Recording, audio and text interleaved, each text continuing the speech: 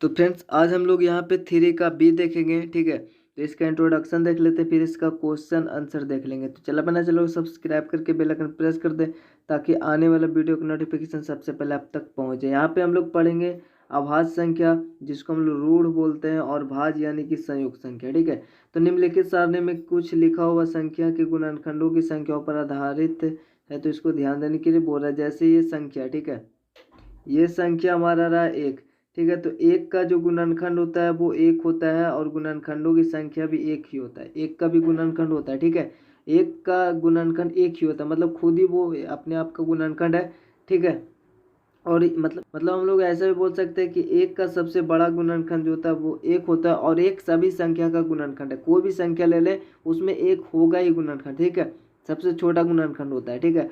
वो सभी संख्या का सबसे छोटा गुणनखंड होता है और खुद का सबसे बड़ा गुणनखंड होता है, ठीक है। तो ये एक रहा।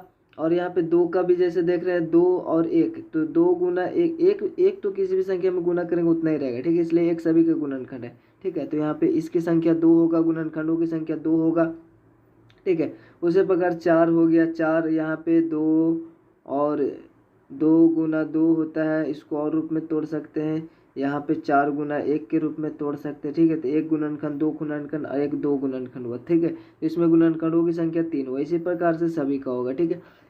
और इसमें बोल रहा है कि इस सारणी को देखने से पता चलता है कि तीन तरह की संख्याएं हैं, ठीक है। पहला वे संख्या है जिनके केवल एक गुणनखंड होते हैं, जैसे कि हमने देखा एक वे संख्या है जिनके केवल दो गुणनखंड होते हैं, और उसकी संख्या होता है, जैसे हमने देखा था दो था, उसका दो गुणनखंड था। वे संख्या है जिनके दो से अधिक गुणनखंड भी होते हैं, वैसे भी संख्या ऊपर है।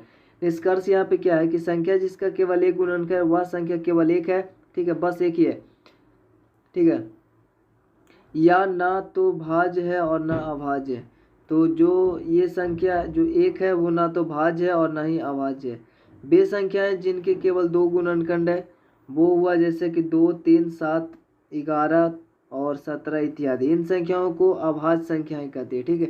जिस संख्या का गुणनखंड दो हो, अर्थात जो अभाज्य संख्या होगा उसका गुणनखंड दो ही होगा, या एक खुद होगा और एक वन होगा, ठीक है। जैसे अगर हम लोग तीन एक अभाज्य संख्या है तो तीन होगा, और एक एक तो सभी संख्या का गुणनखंड होगा, मतलब तीन अपने आप से कटेगा और एक से कटेगा, ठीक है। ऐसे बोल सकते हैं। तो जो अभाज्य संख्या होगा उसका दो ही गुणनखंड होगा, ठीक है। तो ये निष्कर्ष हुआ। और यहाँ पे बोला दो के दो गुणनखंड एक, और दो के दो गुणनखंड एक और दो है, तीन के दो गुणनखंड एक और तीन है। इसी तरह अन्य के लिए भी है।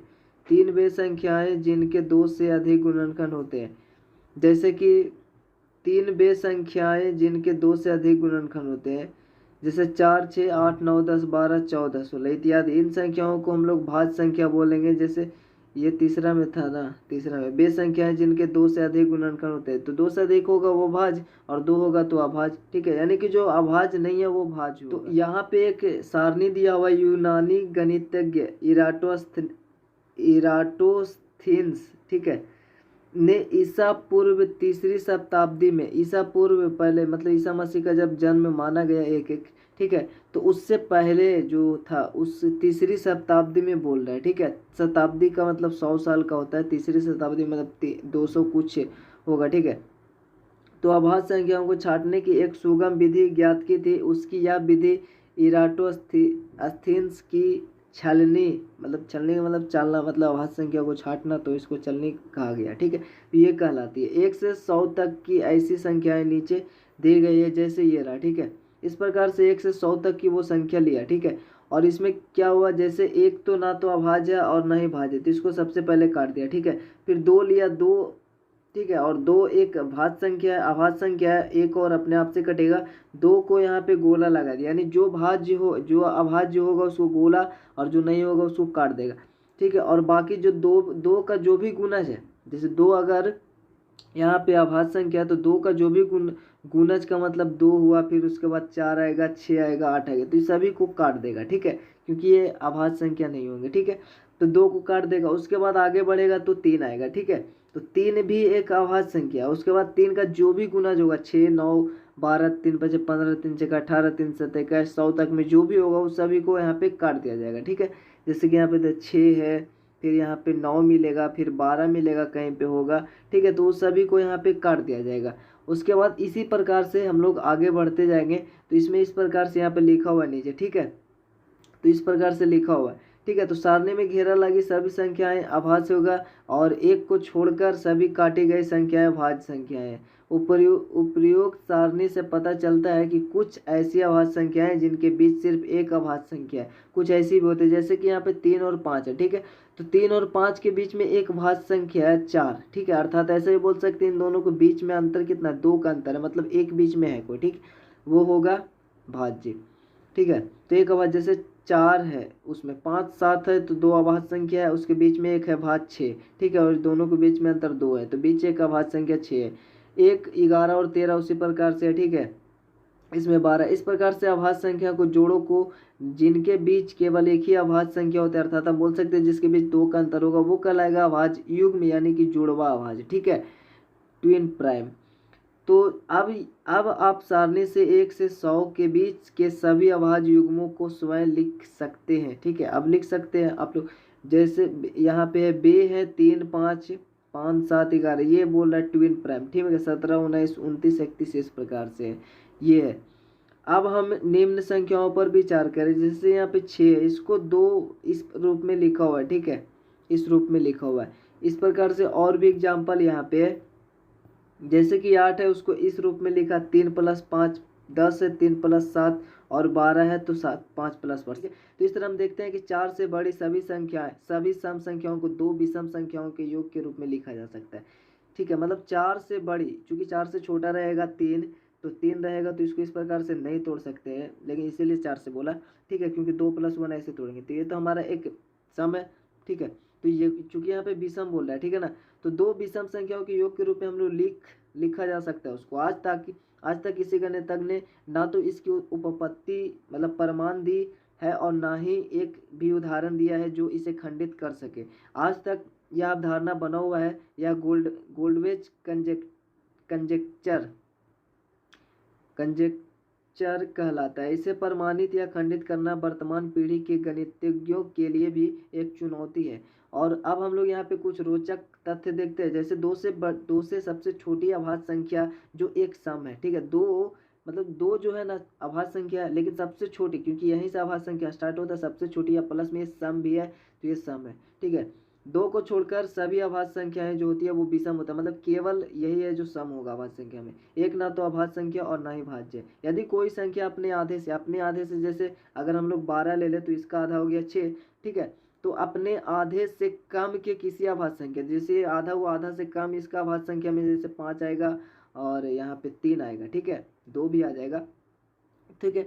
तो इससे विभाजित नहीं हो, अपने से आधे से कम से जो भी अभाज्य संख्या होगा उससे अगर विभाजित नहीं हो तो वह अभाज्य संख्या कहलाएगा। लेकिन यहाँ से इससे के कम, जैसे 3 से तो ये कट जाएगा, 2 से भी कट जाएगा, तो ये अभाज्य संख्या नहीं होगा। लेकिन अगर हम कोई भी संख्या अभाज्य संख्या ले ले, जैसे कि 17 ले ले, तो 17 का आधा हो जाएगा लगभग 8 दूनी 16, ठीक है, 8.5 होगा 8.5। तो इससे कम जो हमारे पास अभाज्य संख्या होंगे वो होंगे 7, यहाँ पे 1 होगा, यहाँ पे 3 होगा, 2 होगा, तो ये किसी से भी नहीं कटेगा, ना 7 से, ना 3 से, ना 2 से, ठीक है। तो इस प्रकार से जो संख्या अगर नहीं कटेगा तो वो अभाज्य होगा, अन्यथा कटेगा तो वो भाज्य होगा, यही बोल रहा है। सम और विषम आप सभी को पता ही है, सम संख्या वे संख्या जो 2 से विभाजित हो जाती है सम संख्याएं कहलाती है, जैसे 2 4 से 8 10 12 14 जो भी हो, ठीक है। विषम संख्या वे संख्या जो 2 से विभाजित नहीं होते विषम संख्याएं कहलाती है, जैसे जो सम है उसको छोड़कर 1 3 5 7, ठीक है। भाज्य संख्याएं जिन संख्याओं का कम से कम गुणनखंड 1 और उसके अतिरिक्त भी हो, ठीक है, 1 और उसके अतिरिक्त भी हो, और मतलब 1 और अपने आप के अलावा भी हो, भाज्य संख्याएं कहलाती है, जैसे 6 9 14 हो गया, ठीक है, इत्यादि। अब भाज्य अगर हम लोग देखें, भाज्य अभाज्य अगर देखें हम लोग, भाज्य तो हो गया, इसमें बोल रहा है तीसरा में अभाज्य त्रियुग्म क्या है, तो 3 क्रमगत अभाज्य संख्याओं के समुच्चय समूह को जिनमें 2 का अंतर हो अभाज्य त्रियुग्म कहते हैं, ठीक है। जैसे में देखिए ये एकमात्र अभाज्य त्रियुग्म का उदाहरण है, 3 5 7, ठीक है, 3 5 7 3 5 7, इसमें देखेंगे 3 क्रमगत अभाज्य संख्याओं के समुच्चय जिनमें 2 का अंतर है, ये लगातार ये 3 2 5 और 5 2 7, और ये क्या है अभाज्य है, ये भी अभाज्य है और ये भी अभाज्य है, ठीक है। इसको बोलते हैं अभाज्य त्रियुग्म, क्योंकि इसके बीच के अंतर कितना का है, 2 का अंतर है, ठीक है, और 3 क्रमगत है, क्रमगत अभाज्य संख्या ना, 3 के बाद 5 5 के बाद 7 आता है। अब हम लोग देखेंगे सह अभाज्य, आपको पता है वे दो संख्याएं सहअभाज्य कहलाती है यदि उनके एक के अलावे कोई दूसरा गुणनखंड अभाज्य नहीं हो। मतलब जो भी अभाज्य संख्या हम लोग युग में लेंगे, दो गो अभाज्य संख्या, वो सभी सहअभाज्य होंगे। जैसे कि अगर 3 और 5 भी ले ले तो इस दोनों में गुणनखंड एक ही कॉमन होगा। मतलब कि इसमें भी एक गुणनखंड होगा और 5 में भी एक गुणनखंड होगा। ठीक है, जैसे इसका एक गुणनखंड 1 और 3 स्वयं होगा और 1 होगा, इसमें भी 1 होगा और 5 होगा, तो एक दोनों में है। ठीक है, तो यही बोल रहा है कि सहअभाज्य संख्या एक के अलावा कोई और दूसरा गुणनखंड ना हो, अर्थात दो अभाज्य संख्याएं हमेशा सहअभाज्य होंगे। यहाँ से भी पता चलता है, जैसे कि 2 3 हो गया, 3 4 हो गया, 5 6 हो गया, 8 13 हो गया, 12 23 हो गया। ठीक है, ये सब सहअभाज्य हुए। दो अभाज्य संख्याएं सदैव सहअभाज्य होती है, किंतु दो सहअभाज्य जो होता है सदैव अभाज्य, मतलब सहअभाज्य नहीं होते हैं। मतलब दो, क्या बोल रहा है कि दो सहअभाज्य संख्याएं, दो अभाज्य संख्याएं सदैव सहअभाज्य होती है, ये तो पता है। किंतु दो सहअभाज्य, अगर सहअभाज्य संख्याएं हैं तो सदैव वो अभाज्य नहीं होते हैं। जैसे 4 और 9 की बात किया जाए तो 4 और 9 जो हुआ वो सहअभाज्य है, क्योंकि इसमें एक का और एक ही कॉमन होगा, क्योंकि इसका गुणनखंड एक 4 होगा, एक होगा और 2 भी होगा। ठीक है, इसका गुणनखंड 1 होगा और 3 होगा। ठीक है, और 9 होगा खुद, लेकिन इसमें कोई नहीं मिला, इसमें सिर्फ मिलेगा तो 1 मिलेगा। ठीक है, तो ये भी एक सहअभाज्य है, लेकिन ये जरूरी नहीं है कि ये भी अभाज्य संख्या हो। जो भी हो अभाज्य संख्या हो, ये जरूरी नहीं है। तो 4 चूंकि भाज्य है और 9 भी भाज्य है, तो यही बोल रहा है यहाँ पे कि जो अगर अभाज्य संख्या होगा दो गो तो वो तो पक्का वहाँ पे सहअभाज्य होगा। लेकिन अगर दो संख्या अगर सहअभाज्य है, मतलब एक गुणनखंड है, तो ये जरूरी नहीं है कि वो अभाज्य संख्या होगी। जैसे 4 9 का यहाँ पे एग्जाम्पल दिया है। तो अब हम लोग क्वेश्चन आंसर देखेंगे। तो सबसे छोटी अभाज्य संख्या क्या है? सबसे छोटी अभाज्य संख्या क्या है? क्या यह सम है? मतलब यह सम है या विषम है, ये पूछ रहा है। आपको पता है स्टार्ट कहाँ से होता है? 2 से अभाज्य संख्या। ठीक है, तो 2 ही सबसे छोटा हुआ और ये सम है। ठीक है, सम है, 2 तो सम ही है, तो ये सम होगा। ठीक है, दो अभाज्य संख्याओं को लिखें जिसका अंतर 1 है। दो अभाज्य संख्या जिसका अंतर 1 है, जैसे 2 और 3, इसके बीच दोनों अभाज्य संख्या है और इसके बीच के अंतर कितना? 1 है। ठीक है, तो ये सब इजी क्वेश्चन। निम्नलिखित में कौन अभाज्य संख्याएं हैं? तो देखिए 7 तो अभाज्य संख्या होगा, कन्फर्म है। ये 107 जो है ये भी अभाज्य संख्या है, ये भी कन्फर्म है, क्योंकि ये किसी से विभाजित नहीं होगा एक और अपने आप के अलावा। और ये हम लोग देखें 207 है, तो इसका देखिए अंकों का योग 7 2 9 आ जाता है, 9 कट जाएगा, 3 से 3 3 9, मतलब ये भी 3 से कट जाएगा, तो 3 से कट जाएगा मतलब ये अभाज्य संख्या नहीं होगा। ठीक है, तो ये 7 होगा और 107 होगा। ठीक है, उसके बाद 307 भी हो जाएगा, क्योंकि 7 3 10, तो ये भी नहीं कटेगा 307। ठीक है, अभी विभाज्यता का नियम इसी में पढ़ना है। ठीक है, आपको आगे शायद।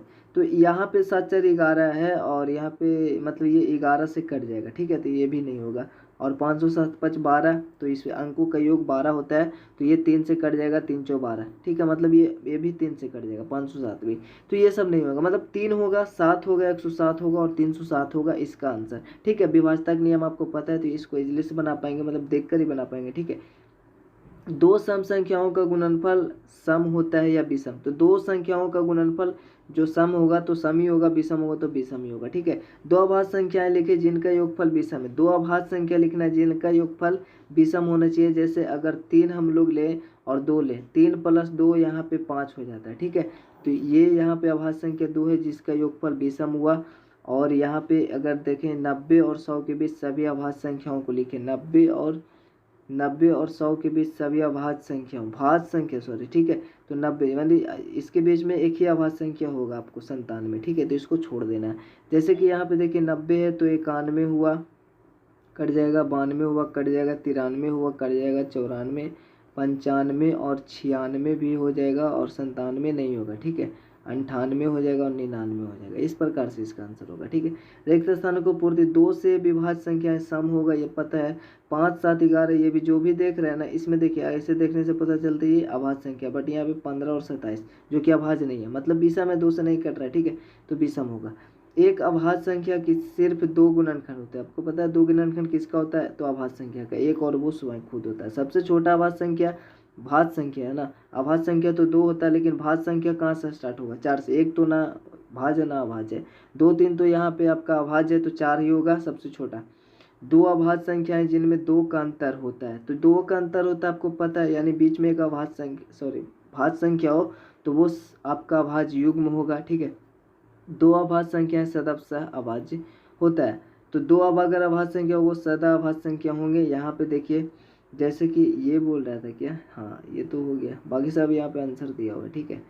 2 और 3 5, पचमा क्या बोल रहा था, पचमा में 2 अभाज्य संख्याएं लिखें जिनका योगफल विषम हो, यहाँ पे अभाज्य संख्या बोल रहा था, ठीक है।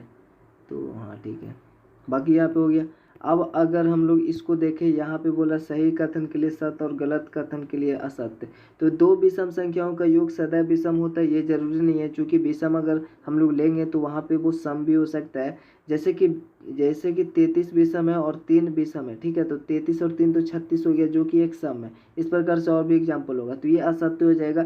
ऐसी प्राकृतिक संख्याएं संभव है जिसके एक भी गुणनखंड नहीं। प्राकृतिक संख्या मतलब जो एक से स्टार्ट हो, तो ऐसी कोई भी संख्या नहीं है जिसका एक भी गुणनखंड नहीं होगा। जैसे एक है तो एक का भी एक गुणनखंड होता है, एक खुद, ठीक है। तो ऐसी कोई भी संभव नहीं, बट आपका बुक में ये सत्य बता रहा है, बट यह सत्य होगा। दो विषम संख्याओं का गुणनफल विषम होता है। दो जैसे विषम अगर होगा तो विषम गुणनफल तो विषम ही आएगा, सम होगा तो सम होगा, तो ये सत्य है।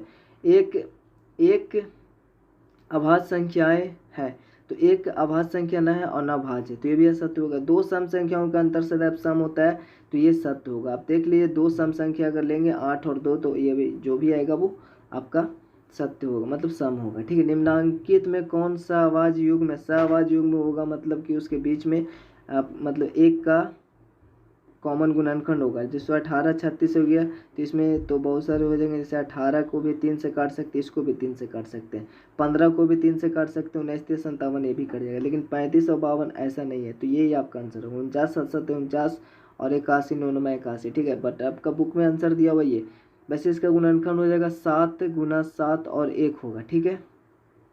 और 81 का हो जाएगा 9, 3 से भी कटेगा 3, और ये 7 से तो कटेगा नहीं, 7 मतलब ये भी आपका आंसर हो सकता है, डी भी, क्योंकि इसमें भी एक ही का गुणनखंड कॉमन होगा, ठीक है। आप इसको देख लीजिएगा, 81 है, 27 दिया 81 और 27 दिया 81, 3 और 9 भी इसका गुणनखंड होगा, और मतलब इतना होगा। तो इसमें अगर हम लोग इस वैसे इसको देखें तो इसमें भी एक ही का गुणनखंड होगा, तो ये भी आंसर हो सकता है, ठीक है। और ये भी हो सकता है, तो दो इसमें दिया हुआ कन्फ्यूजन, बट बुक में यही देता है, ठीक है। मतलब आप सिंपल समझ लें कि सहभाज्य संख्या मतलब जिसके गुणनखंड जो कॉमन होगा वो एक होगा, ठीक है। क्या कोई भाज्य या संख्या विषम हो सकती है, कोई भी भाज्य संख्या विषम तो हो सकती है, हाँ बिल्कुल हो सकती है भाज्य, जैसे कि विषम, क्योंकि जो भाज्य है वो सम विषम दोनों हो सकता है। मतलब अभाज्य जो नहीं होगा वो आपका, जैसे कि यहाँ पे आपका 5, तो ये 5 6 7 8 9 यहाँ पे विषम है, लेकिन ये भाज्य है, ठीक है। यदि हाँ तो सबसे छोटी विषम संख्या है तो 9 ही होगा, ठीक है, 9 ही है, ठीक है। आप शुरू से देखेंगे तो 9 ही आएगा। जैसे कि 2 देखिए ये तो अभाज्य है, तो 3 देखिए अभाज्य है, 5 देखिए अभाज्य है, और उसके बाद 6 तो देखें तो सम है, 7 अभाज्य है, 8 देखें तो ये सम है, 9 ही होगा जो विषम है, ठीक है, अभाज्य मतलब भाज्य होगा। और यहाँ पे बोल रहा है लास्ट, सभी सम अभाज्य संख्याओं को सूची बनाना। सभी सम अभाज्य, अभाज्य संख्या तो आपका सम में एक ही है, वो है 2, ठीक है, यही है बस केवल, तो इसका आंसर ये होगा। तो आशा करती है सभी आपको कंप्लीट हो गया होगा। और चलो जैसे सब्सक्राइब करके बेल आइकन प्रेस कर दे वीडियो पे। अगर आपको वीडियो अच्छा लगे लाइक कमेंट से जरूर से करना इसको। तो मिलता है आपसे नेक्स्ट में, तब तक के लिए जय हिंद जय भारत।